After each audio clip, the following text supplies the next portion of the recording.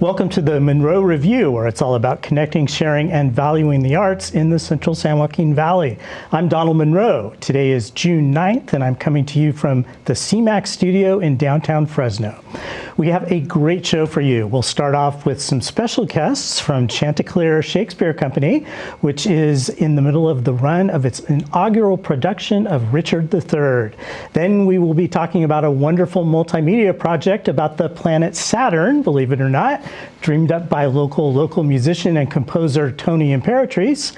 And we will talk to the always chipper folks at Children's Musical Theater Works who are in rehearsals for next month's big production of Bye Bye Birdie. First, let's take a look at some of what we've been covering on MunroReview.com.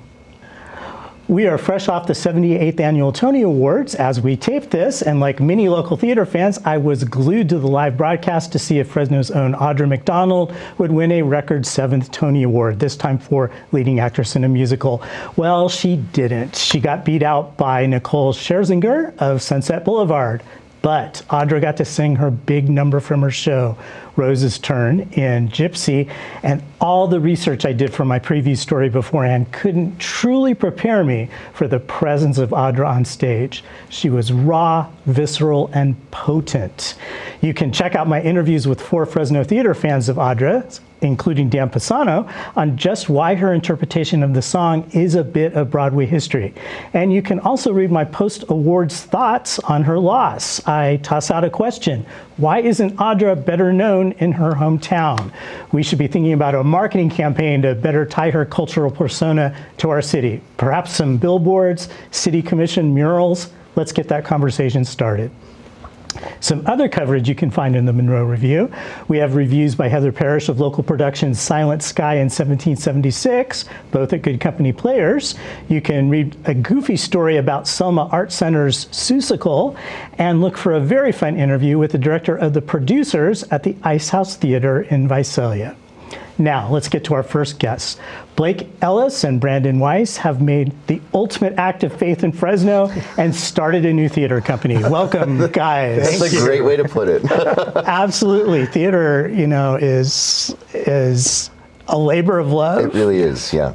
But it's something that I gather you both have been thinking about for a while. Well, I think a lot of people in the Valley for decades have been wanting to do something like this. And I think all the stars kind of had to align in order to make it work. The city's growing by leaps and bounds now because people are coming from all over California and even outside of California to this hub, and it's growing all the time. And those people are coming from larger metropolitan cities, and I think they expect what you would normally find in those larger metropolitan cities. And one of those big things is a professional theater company producing professional quality theater. The other element of this is that it was always a dream of mine. I know Brandon for as long as we can remember, really, to be able to bring the talents that we received and that we cultivated outside of Fresno back home to our old stomping grounds and present those to our community here. One of the things I find fascinating is that there are actors who go on to professional careers from Fresno, but they can't really come back because there's nowhere for them to perform.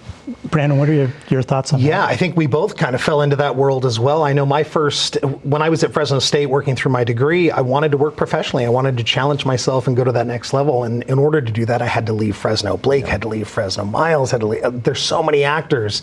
And so I think it's so important for Fresno to have a theater company that can provide that experience for their actors, because otherwise we're sending this talent off to other cities that they get to now enjoy and benefit from those talents. Fresno deserves to keep that. We're the 5th largest city in the state. It's time for us to play like it. So what was the timeline on this? When did you guys start actively doing this? I had just come back to town after being away for many, many years, working and struggling as an actor does.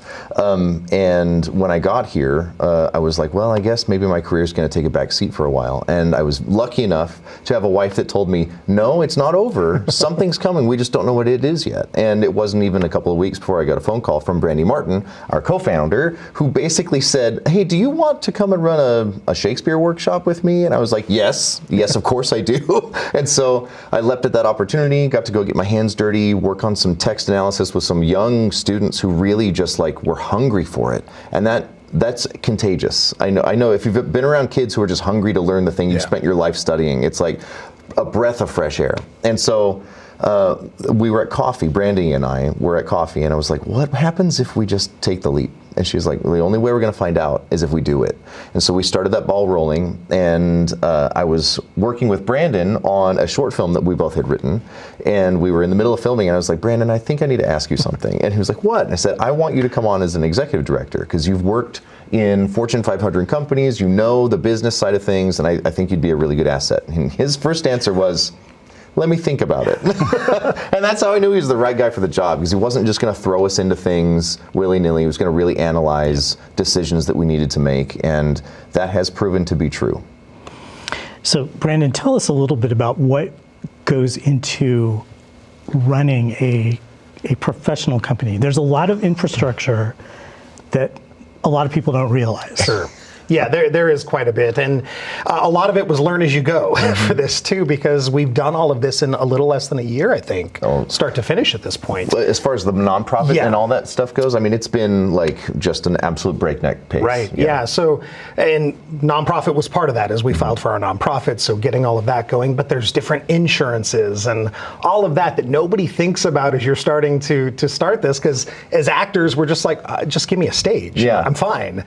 But no, in order to do it right, and especially working through Actors Equity Association, you have to have those things in place. You have to have the unemployment insurance. You have to have the liability insurance. You have to have all those things, and then payroll processing, which I didn't want to process payroll because I didn't want to make a mistake. And so we hired a payroll processing company to take care of that, get that off of our shoulders. So there's so many additional things that you just don't think about when you're an actor and you just want a place to go out and do your art. Right.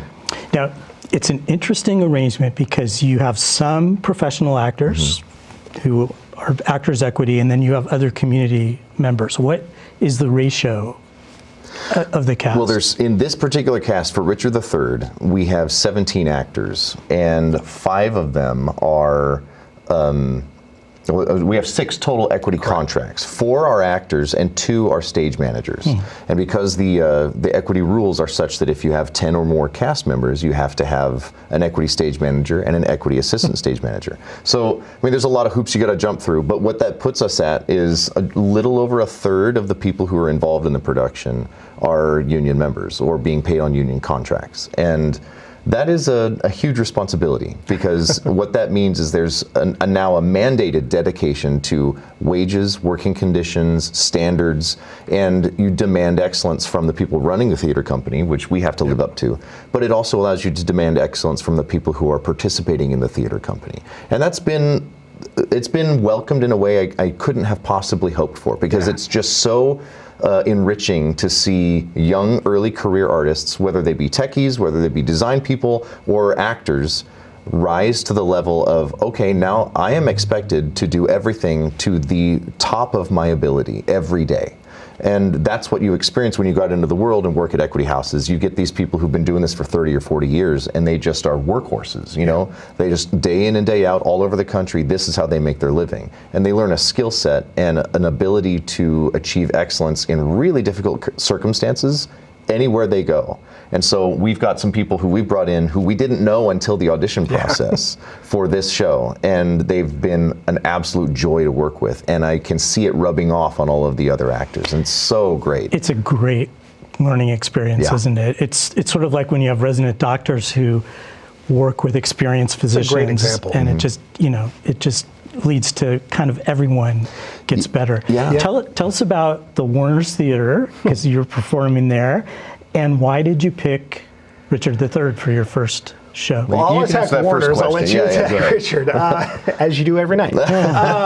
Yes, and by Warner's the way, Theater. we have Richard here. The Warner's Theater, as we were trying to find a venue, we had other venues in mind as we were starting our thought process to it, but I was on a Measure P call and connected with the new executive director over at the Warner Center for Performing Arts, Nicole Owens.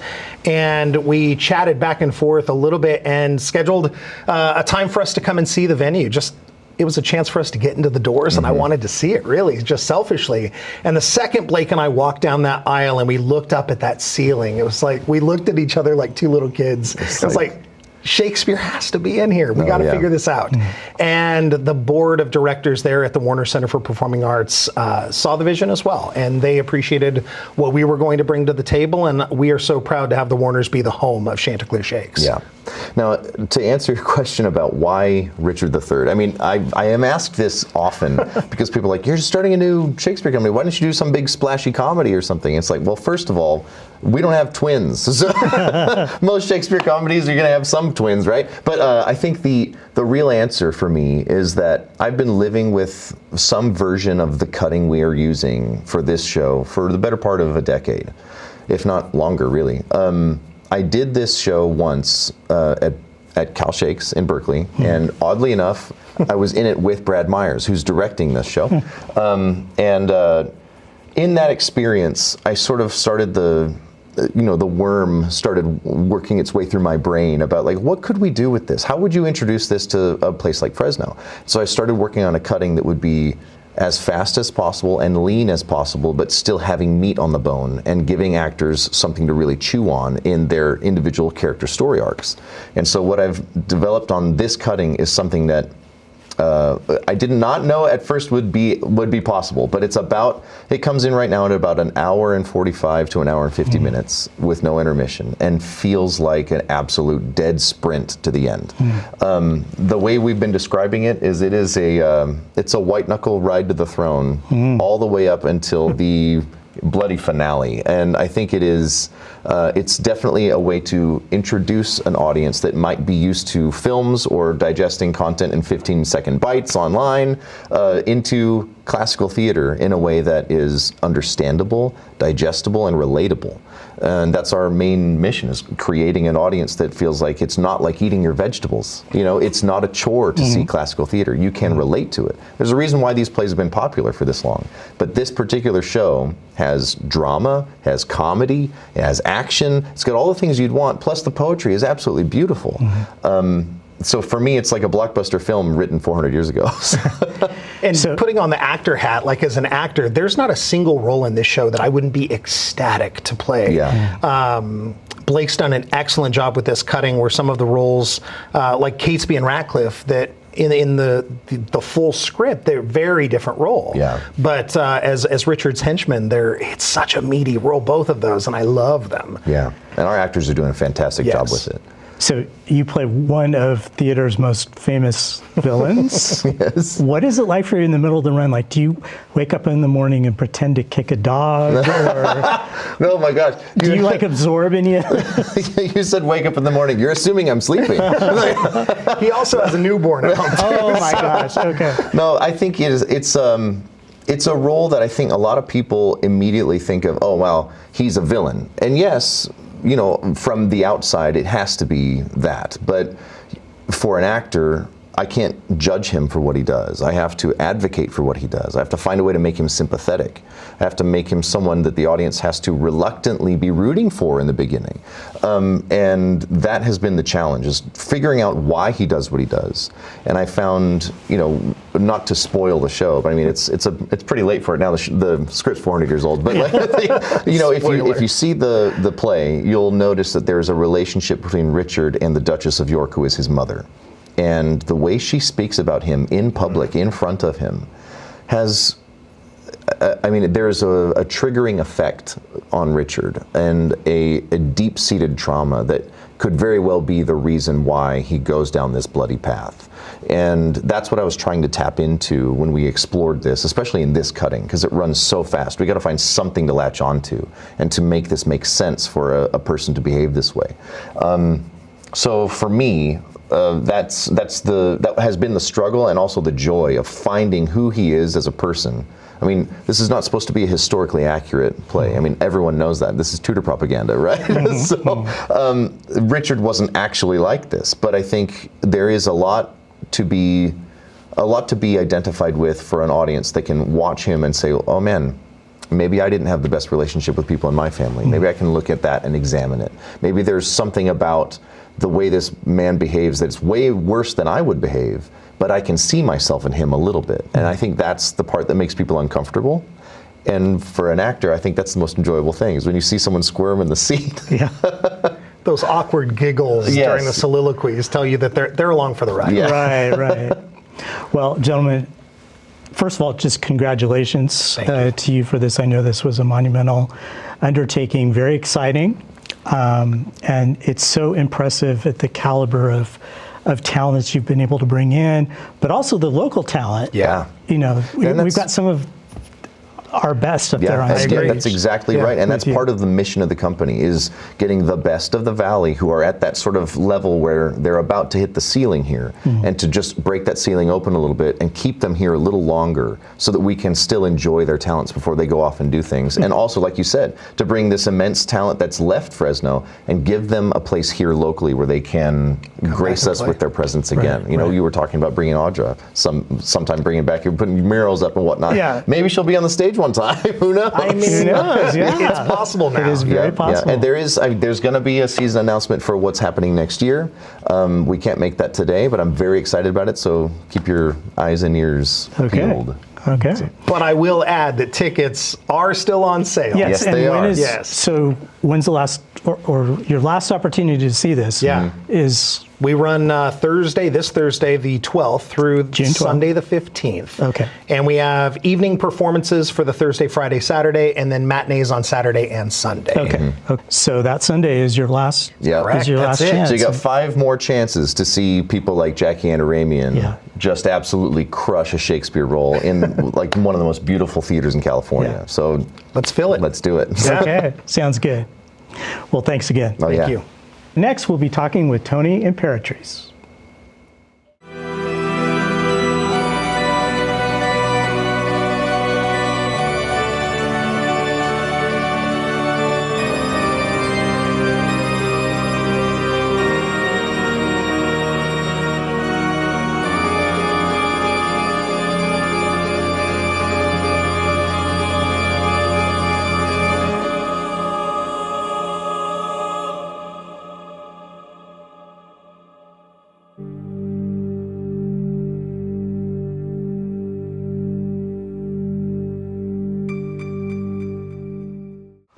We just saw a clip from the short video Cassini.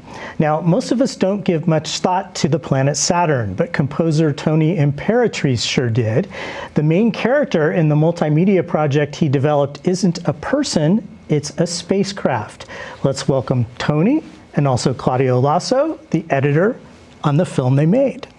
Welcome, gentlemen. Thanks. Now, I just have to, before I start, I have to jump in and say, you are a man of many hats. You performed as solo last time. You're also the producer of this show, and you are the editor on this project. So you get triple overtime. Yeah, for sure. As you can tell, I'm quite tired. Yes.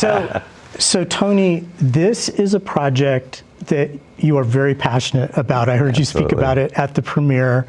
Tell us about Cassini and how you first got intrigued by this mission. Well, first of all, I was always very intrigued by space travel and astronomy. My father was an amateur astronomer, and I remember when I was a little kid, he built his own telescope from scrap out of things like well pipe and disc blades, and he was the president of the Central Valley Astronomers at one point, and we would go to star parties and be up late into the early morning hours looking at wonderful things. And certainly Saturn always fascinated me because of its rings. It's a very, very beautiful, one of the very beautiful objects in our solar system. So anytime there's space stuff on TV, especially on PBS, we usually watch Nova on Wednesday nights, especially if it's physics, space, or dinosaurs. And we were watching a Nova episode that was showing kind of the last days of the Cassini mission, and just the dramatic way in which the mission ended really struck me. And so I started looking further into it, and I became inspired to do something musically. I wasn't sure yet what, and I had the idea that I wanted to sort of anthropomorphize Cassini, the spaceship, as a type of character and tell the story in that form. So I had a few musical ideas, and my wife got up and I kind of explained it to her and played a few tunes for her, and I said, "Is this crazy?" And she said, "Yes, but you should do it anyway." So then you ended up getting a Measure P grant to develop this. You wrote a score that included a choral part. Tell us about your vocalists. So the vocalists involved in this are soprano Isabel Barakadarian. She's a Fresno native, and she has done a lot of really interesting musical projects, including singing on the Lord of the Rings soundtrack. And she was highly recommended from Dr. Anna Hamry, who I was able to work with in getting a chorus together to record the music for this piece. And the basic structure of it is that soprano Isabel represents Cassini. She's the personality of Cassini. And I go from the idea that everybody who worked on Cassini, the thousands and thousands of people who spent time and their creative energy building this thing and planning out this mission, that somehow a little of their spirit is part of Cassini. And so the chorus represents sort of the spirits of the people who worked on Cassini as spirit guides, guiding Cassini along her hero's quest. So Claudio, I know that Tony mentioned that he liked that you were a musical theater guy. What did you see when in this storyline that sort of said musical theater to you, and how did you approach it then as an editor? Yeah, I guess, so a fun fact is that one of the first assignments I got was this project. I got hired Working on at CMAC. Yeah, when I got hired on at CMAC, Kyle Lowe and the team said, like, how do you feel about creating a visual addition to a score? And I said, that sounds great. And then they told me the premise, and I said, that sounds even better, because I love what music can invoke out of people and what it can make you feel, and that's what I love about musical theater. And it's also what I love about underscoring plays as well. Is sometimes sitting in silence, it's never for me. I know it's not for a lot of people, and I definitely grew up in a house where if there's no music playing, something's wrong. And so with musical theater, you know, it's all about your movement and how your body and the performance art aspect of it all, how it addresses the audience and how it makes them feel. But doing a video with this score, I was thinking very similarly in how to put images that evoke like feeling, but playing with all of NASA's archive. And that was like the most daunting thing. Was there's at least 300 plus pages of that Cassini project. Huge. And so pulling the images and pulling the videos, of trying to find what worked best, I think that was probably the most fun about it, and that helped with the musicality of it all. So you used, what would they call, simulations, so kind of artist renderings or imaginings of certain aspects of it, but you also used real footage, and one of the most profound moments, I think, is when the little probe that launches from Cassini goes down to the moon, onto the moon's Titan's surface, and we see it just as it's hovering, and it's just it's very dramatic. How did you feel when you saw that footage matched to your music? Well, Cassini did have its co-mission, Huygens, which was a European space probe that kind of piggybacked on Cassini. They had just enough room to fit it on there. And so that was one of the first things after getting to Saturn, was to launch the Huygens probe down to Titan to take a look. And yeah, I wrote the musics more generally about the moons of Saturn. And then Claudio put that in as like the opening thing for that section of the piece. And I thought, that's perfect. That's absolutely perfect, because it kind of, I think that really brought in, the full impact of what such a mission is about, that we're there to learn, we're there to see new things and find out more about the world and the universe that we live in. And yeah, the Huygens probe was certainly part of the whole thing. Now, because of the protocols that NASA uses in terms and the rules that it follows, it has to destroy some of the spacecraft that it sends out. And I thought it was a really intriguing, creative choice that you made, at least as I interpreted it, that Cassini doesn't know that she's going to die. Right. Tell me about that. And did you talk with Isabel about that before she did her performance? Working with Isabel, once I gave her kind of an outline of what I was doing, that she was going to be the voice of this space probe, she was on board right from that moment, because she's a space fan too. And so once we got deeper into the musical aspects, I started sending her scores, and she requested a few alterations to make it more singable from her vocal perspective. And as we were working together, then we kind of started spelling out the details of the emotions that she has to convey. And of course, I think it's important to point out that there's no lyrics in this piece. Sure. It's all vocalizing. Sure. And so we're just conveying the pure emotion of that situation, and she's evoking it. Most of the kind of nitty-gritty discussions were at the recording session when she and I were down at Maximus Media, and okay, what do you want out of me at this point? Well, okay, think of it this way and that way, and then we kind of arrived at how she could vocalize the message that we were trying to convey through the story. It was really sad.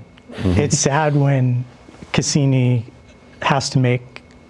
learns that she has to make that sacrifice. The ultimate sacrifice. I know I asked you at the premiere as well, what made you think of Cassini as a woman, as female?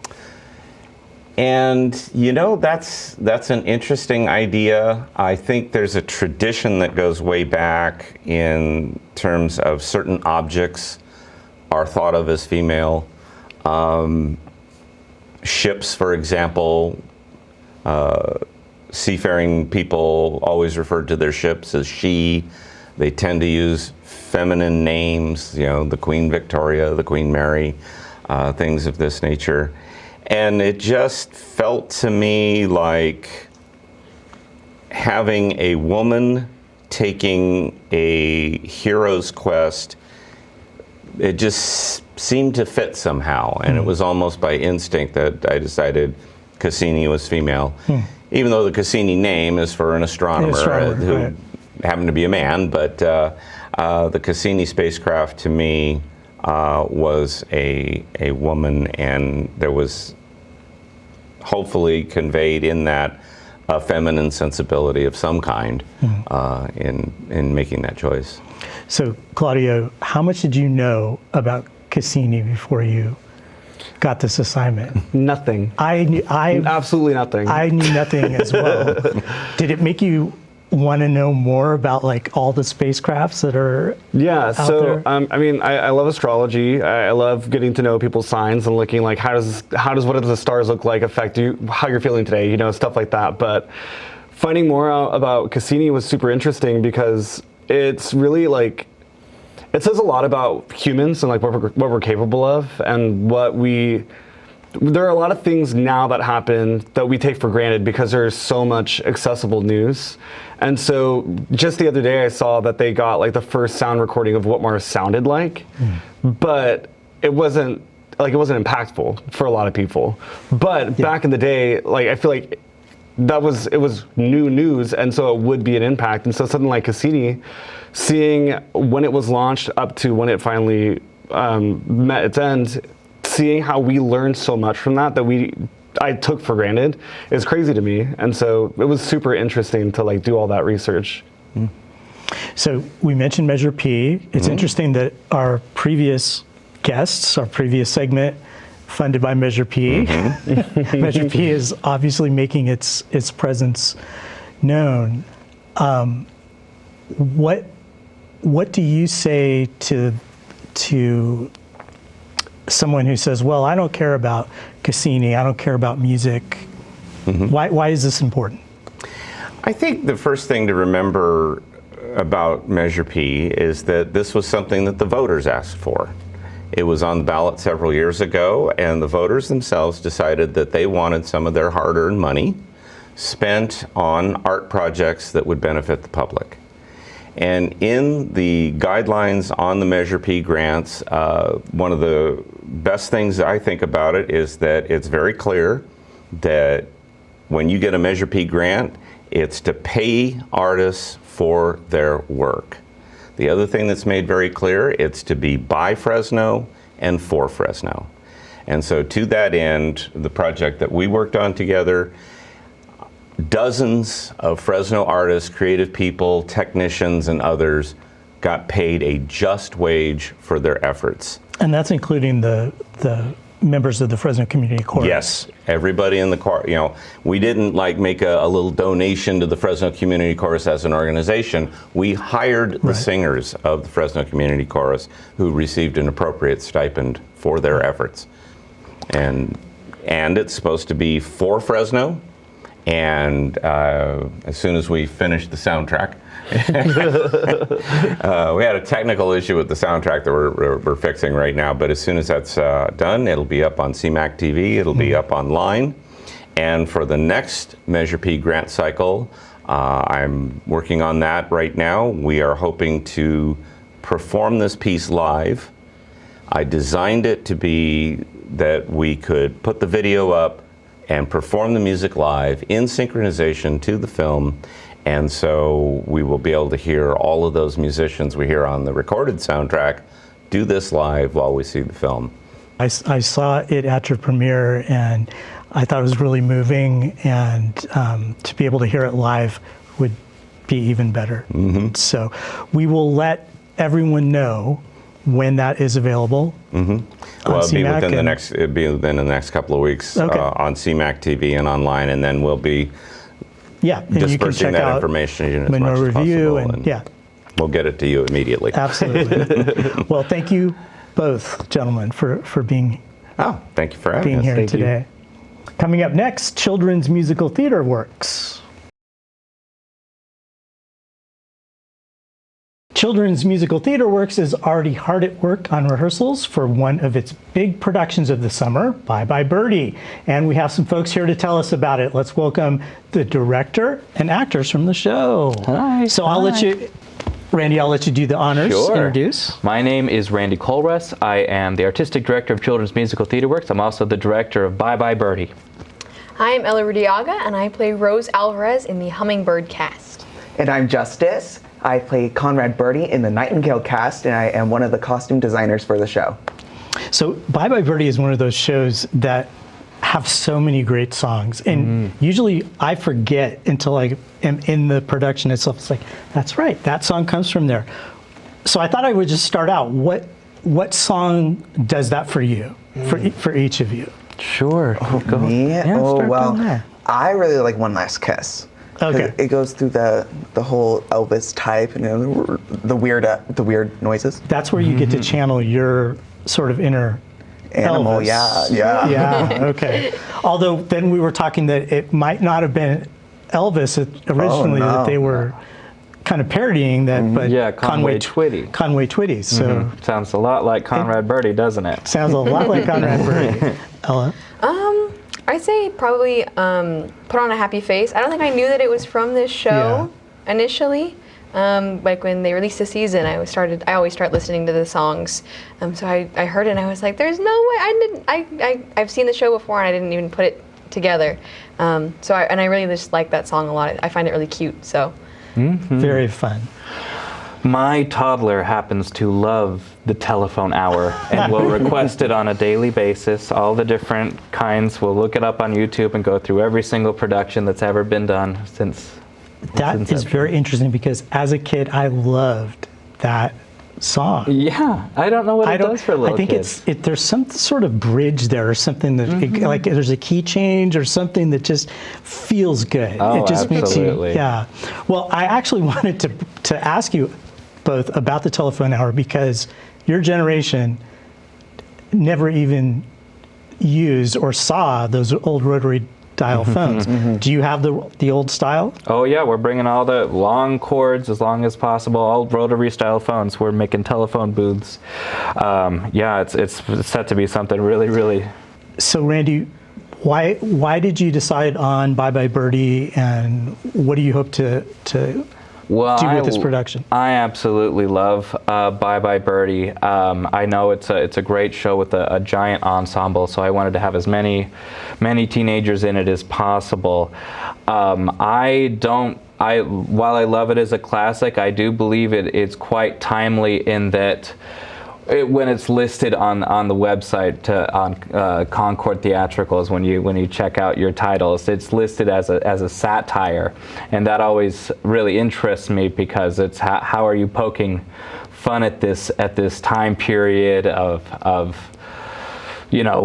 traditional values and all of this. So I found that very fascinating to want to bring that back and see what makes us kind of squirm in our seats a little bit is, oh wow, is this really how it was? But also talking about it with my assistant director as well, it's like, well, some of these traditional values aren't really so bad. I would kind of like to stay home while my husband goes out and puts that bacon on the table. That's kind of refreshing almost when in this world where it feels like everybody's got to work and all kinds of stuff. So I want to open up the conversation of wow, America is fantastic. What can we do to improve? Positive and constructive criticism. So I think this particular show really does that for people. It gives you that nostalgia and that nationalism and that pride, but also, wow, maybe we shouldn't televise 15-year-olds kissing, rock stars anymore, which we don't, which is great. But that used to be one of the things where we wouldn't bat an eye at it. Exactly. Yeah. Exactly. So Ella, your character is, she's pretty feisty. She's also really idealistic. I always think when I see the show, she wants her fiance, right, to quit his high-paying job and become a school teacher. Yeah. That's pretty amazing in itself, right? Yeah, I mean, I think that she really does just want the best for Albert, and she knows that he never intended to be doing what he's doing. He never intended to be in the music business. He kind of just happened, and he was going to do it for a while, and he was always going to go back and become an English teacher, and that she just really wants him to be happy, and she wants that happiness for them together, because she doesn't want to work in the music business either. She's his secretary, and she kind of just wants to settle down and have a life and live in a nice home with him. That's like her big goal. So what about parents and how parents are portrayed in this show? What do you think, Ella? I mean, I think the whole connection between the parents and the kids is a lot of, they very clearly love their kids. You see it within the McAfee family. Mr. and Mrs. McAfee, they love Kim and Randolph a lot, but they don't quite get them. The way they interact with each other, there's a whole interaction where Kim's saying that she wants to be a grown-up, and her mom's like, oh, but I'm your mom. And she's like, we can be friends and stuff. There's that disconnect within it, while they still do want to be connected, but they're not quite understanding each other. I think that as a dynamic across all the families, all of the teens kind of have a similar relationship with their parents, especially in relation to Conrad. They just don't quite get it, but they're gonna take him to see Conrad still, because he's someone that they care about a lot. It's a very idyllic view of parent-children relationships in a way. It's like there's no, if this were 30 or 40 years later, there'd be like angst and dysfunction and Sure. people going to halfway houses and all that stuff. Absolutely. Well, there is one sequence where all of the teenagers sneak out at night, and so all of their parents are out in their underwear and their best weapons trying to track their kids down. So yeah, while there's not really the struggle to understand them, there is definitely a struggle of just trying to keep them in line and trying to get them back to the values of their days of you can dance but in a romantic way. None of this gyrating or shaking that you all are trying to get up to with Conrad Birdie. So this is a very important year for CMT. It's the 25th anniversary. Yeah. What do you guys think? Are you doing anything special in terms of marking that? We are trying to do a lot of different things with CMT. It really marks the 25th anniversary. Really marks my first full year as an artistic director for the company. So we're trying a lot of new things. We started our inaugural Black Box series where we did Rainbow Fish and Hades Town, and turning our rehearsal space into a performance venue has been such a huge undertaking. But when it comes to The Wizard of Oz and Bye Bye Birdie, we wanted to select shows that we had done before that had historical significance for us. So Bye Bye Birdie, the last time we did it was in 2006, which was for us was another anniversary year for us, and The Wizard of Oz was another one where we do that every few years to really solidify that we're here for the kids and we're here trying to make the best theater experience for young actors as possible. We have a record amount of like 85 kids in The Wizard of Oz and a huge amount of 49 teenagers in Bye Bye Birdie. So we feel like we haven't lost momentum. If anything, we've been picking things up. We're going to have cabarets, giveaways, all kinds of stuff on our social media to really solidify this 25th anniversary as one of our best ever. Very, very excited. Ella, I know that you are involved with Wizard of Oz. Tell us about that. I think it's a good show for the kids. It's and you're directing. Yeah, I'm assistant director for the show. So I think it's a good show for the kids. Like Randy said, we have like a record amount of kids in this show. I don't think we've had a show with this many of the kids in a long time, and it's a fun show. I think it's picking up a lot of steam from Wicked, which is why a lot of the kids are there. They really enjoy the whole idea of the crossover on that. But it's a cute show, and I like it a lot. I'm really excited to start working on it. We haven't started rehearsals yet, so it's only 2 weeks away. Get ready. So 3rd grade, I was the Cowardly Lion. I'm not surprised by that at all. Yeah. So, Justice and Ella, are either of you aging out? Is this your last? I'm aging out of the teen show. The teen show. Yeah, How about you? It should Justice? be my last year too. Okay.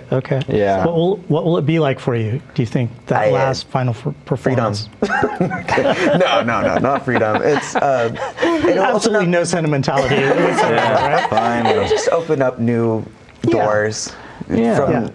But it's been a big part of your life. Yeah.